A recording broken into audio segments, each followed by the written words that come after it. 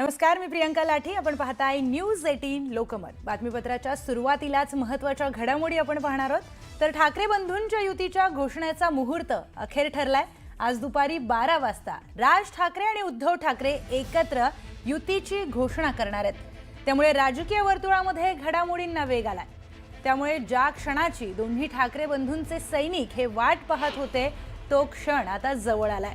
आज दुपारी 12 वाजता उद्धव ठाकरे आणि राज ठाकरे या दोन्ही ठाकरे बंधूंचे पक्ष राजकीय पटलावर युतीची घोषणा करणार असून राज्यामध्ये नव्या युतीचा उदय होणार आहे. उद्धव ठाकरे आणि राज ठाकरे या ठाकरे बंधूंच्या उपस्थितीमध्ये या युतीची घोषणा केली जाणार आहे. तर या नव्या राजकीय समीकरणावरून आता राजकीय वर्तुळामध्ये चर्चेला उधाण आलंय.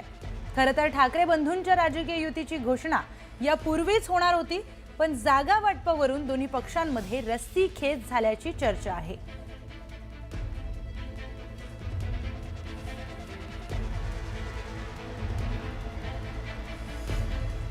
या संदर्भात सविस्तर माहिती आपण जाणून घेऊयात आपले प्रतिनिधी सुमित सावंत यांच्याकडून. सुमित, आज दोन्ही ठाकरे बंधू एकत्र येण्याची घोषणा करणार आहे. गेली बरेच काळ हे दोन्ही ठाकरे बंधूंचे जे सैनिक आहेत ते या क्षणाची वाट बघत होते.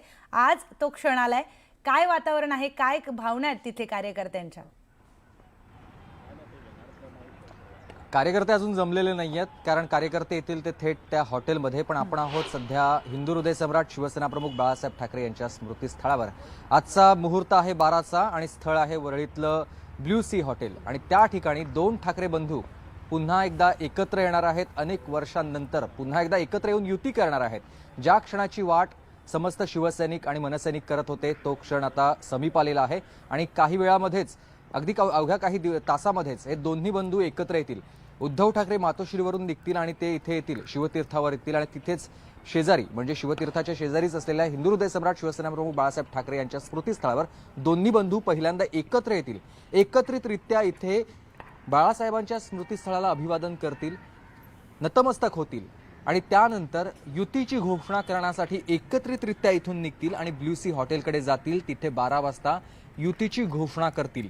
सगळी जय्यत तयारी झालेली आहे. दोन बंधू एकत्र येणार याचा सातत्यानं पुनरुच्चार होत होता गेल्या काही काळापासून. आणि आज अखेर तो क्षण जवळ आलेला आहे जेव्हा दोन बंधूंची युती अधिकृतरित्या होणार आहे. मन जुळली, नाते एकत्र झाले, पुन्हा एकदा एकत्र येणं झालं, सगळ्या कार्यक्रमांना एकत्र येणं झालं. पण पक्ष एकत्र कधी येणार?